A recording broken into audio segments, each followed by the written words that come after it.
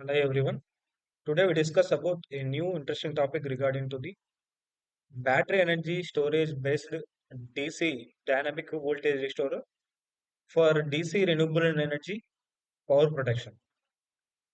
So this is newly published paper IEEE transition July 2022. In this paper, the major topic related to the low voltage DC grids and also the role of the DAC, the dual active bridge DC-DC converter with dynamic voltage restoration is used as a custom device to mitigate the power quality problems like voltage sag and voltage swing. So this is the low voltage distribution grid. These are the conventional loads,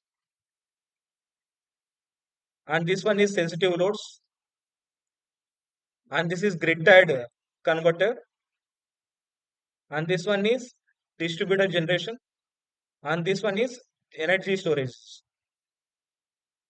So the major role of the proposed paper is discussed with the DC DVR.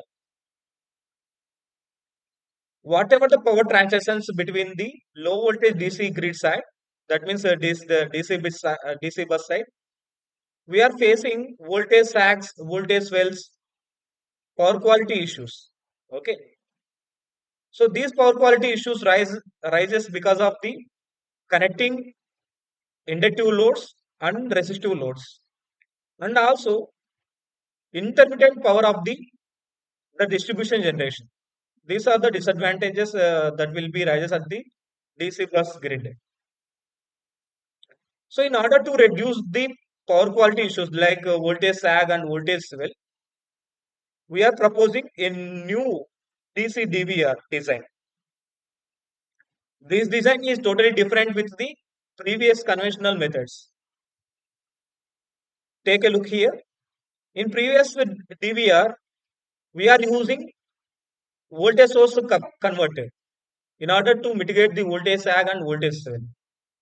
But in this design, we are taking battery as a active source, and from here to DC to AC conversion. This is low frequency transformer to isolate the connection and to protect the device. The DC protection will be takes place here by the use of the isolation transformer, and then AC to DC conversion. Here we are using bidirectional switch and then LC in order to reduce the ripples, and then it is connected to any DC distribution system. It will be solar, wind, micro turbine, whatever it may be. You can place any DC microgrid here. So I will show you the structure of this DC DVR in MATLAB design. So this one is the you can you can place any DC microgrid here instead of this voltage source converter. You can use any DC voltage source. So this is connected to the load. This one is considered as a load. Here we are generating voltage sag and voltage swell. By using these dual active grids, I will open the dual active grids, the battery operated dual active grids. This is the dual active grid. And I already told you now, here we are using bidirectional switch. This one is the bidirectional switch. This bidirectional switch will be operated by the control strategy that is used in the figure number, this one, figure number 7. This is the control strategy for the bidirectional DC DVR. So we are using a reference load and actual load current, load voltage, and we can get the reference battery current. Why we are using PI controller? In order to reduce the steady state errors. And then we are using phase shifting terminals in order to generate the Q1, Q2, Q3, Q4, S1 and S2, S3, S4 switches. In order to turn on the pulses, we require one carrier signal. That carrier signal is generated from here. So from this way, we can in this part we can generate pulse width modulation. In order to generate the pulses to turn on the switches present in the dual active bridge,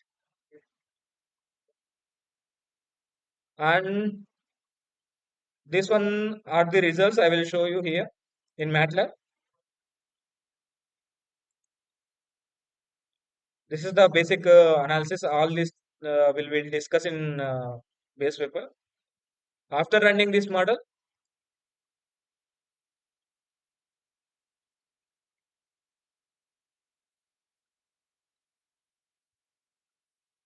these are the results. We need to zoom for the accurate process results. This one is the result parameter. You just zoom the terminal. You can get the magnitude, whatever the magnitude you want to get.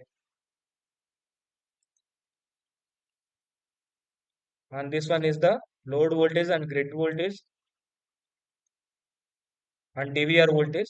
The injecting voltage here will be this one.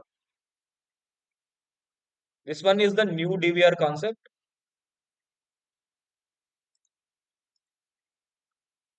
And this one is the voltage across the different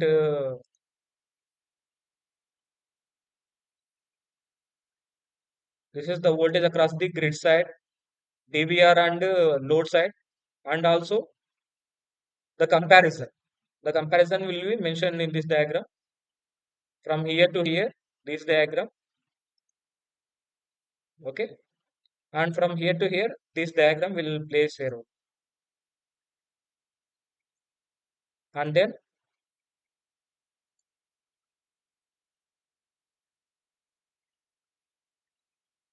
and here we mention variable current load mode.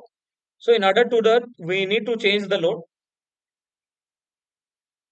For this, I'm taking variable resistor or rheostat. You can use anything. So I am changing the load by the lookup table by changing the load with respect to the current. I mean, we need to change the current by running this model. Here we are giving constant voltage. You can see the results. This one is the current variation across the load. Okay.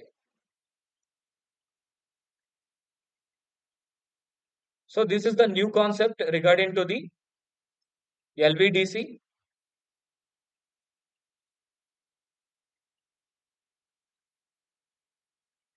So you can place, I mean, in this model, they can place at Win DC microgrid. You can place at anywhere, either here or here. At any terminal, you can connect this DC DVR.